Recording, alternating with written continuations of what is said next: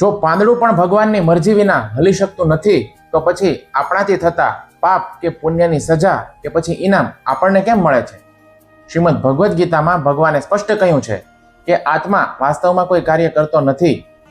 જ્યારે આપણે કોઈ કાર્ય કરવાની ઈચ્છા કરીએ છીએ ત્યારે ભગવાનની શક્તિ એટલે કે ભૌતિક પ્રકૃતિ આપણા શરીરના હાથ, પગ, આંખ અને મગજ દ્વારા તે કાર્ય પૂરું કરાવે છે.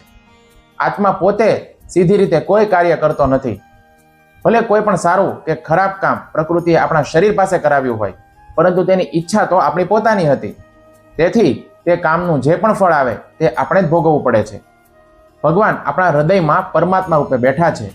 શ્રીલ પ્રભુપાદ સમજાવે છે કે પરમાત્મા ક્યારેય આપણને ખરાબ કામ કરવા માટે પ્રેરિત કરતા નથી. તેઓ માત્ર સાક્ષી છે અને અનુમંતા છે. જ્યારે આપણે કોઈ ખોટું કામ કરવા માટે જઈએ છીએ ત્યારે અંદરથી એક અવાજ આવે છે, જેને આપણે અંતરાત્માનો અવાજ કહીએ છીએ. આ ભગવાનની જ ચેતવણી છે. ભગવાન ક્યારેય આપણને પાપ કરવા માટે પ્રેરતા નથી. જ્યારે જીવાત્મા કોઈ પાપ કરવાની અત્યંત તીવ્ર જીદ કરે છે ત્યારે અંતરાત્માનો અવાજ સાંભળવાનું બંધ કરી દે છે. ત્યારે ભગવાન તેને રોકવાનું પણ છોડી દે છે. ભગવાન ક્યારેય કોઈને દુઃખી કરવા કે પાપ કરવા માટે ધક્કો મારતા નથી. ભગવાન આપણી સ્વતંત્રતાનો આદર કરીને આપણને રોકતા નથી. તેઓ સાક્ષી બની રહે છે અને કહે છે, તારી ઈચ્છા છે તો ભલે તું પ્રયાસ કરી જો. અને એ જીદના કારણે આપણે કર્મોના બંધનમાં ફસાઈ જઈએ છીએ. ભગવાન વાસ્તવિક કરતા જરૂર છે, પરંતુ તેઓ આપણી ઈચ્છા અનુસાર કાર્યની બધી જ વ્યવસ્થા કરે છે. પણ ઈચ્છા તો આપણી જ હોય છે. ઉદાહરણ તરીકે, એક પિતા પોતાના યુવાન દીકરાને તેની ઈચ્છા પૂરી કરવા માટે એક કાર લઈને આપે છે અને કહે છે, બેટા, તું જ્યાં પણ જવા માંગે છે ત્યાં આ કાર લઈને જઈ શકે છે. અહીંયા પિતાએ કારની વ્યવસ્થા કરી આપી, પણ કારને ક્યાં લઈ જવી તેની ઈચ્છા અને નિર્ણય તો દીકરાનો જ છે. જો પેલો દીકરો કારનો દુરુપયોગ કરીને ટ્રાફિકના નિયમો તોડીને કારને કોઈ ખોટી જગ્યાએ કે પછી ખીણમાં લઈ જાય તો અકસ્માત થશે અને તેને કષ્ટ ભોગવવું પડશે.